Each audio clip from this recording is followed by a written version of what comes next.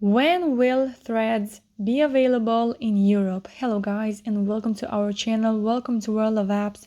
So I know that many of you want to know when it will launch, so stay till the end to find out. This new social media platform launched by Instagram on Thursday on 6th July. So right now it's being seen as the strongest competitor to Twitter.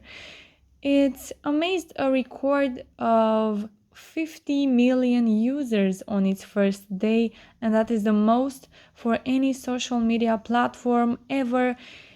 This is a number which does not include a major population group, and that is the entirety of Europe. In Europe, users will only see its rollout once Meta, the parent company behind Threads, Instagram, and Facebook, plans to do so.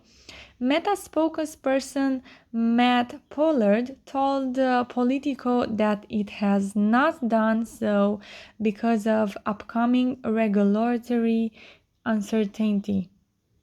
Europe has stricter privacy rules than other continents, and it has given Meta a few headaches to cope with in the recent years. So it's not the EU that blocked the launch of the app, it's Meta who's being careful. Sources said that the company isn't offering the app in the union's member states because it's not sure about the requirements set out by the Digital Markets Act, the EU's new competition rules governing how large online platforms use their market power. The European Commission is currently discussing the regulations with companies like Meta and is expected to offer more guidance in September. This means that Meta is awaiting some clarity from the Euro body in charge of regulating such apps. A magazine reported mentions that an approval is awaited from the Europe Commission, the European Union's executive arm, before Meta can launch Threads in EU countries.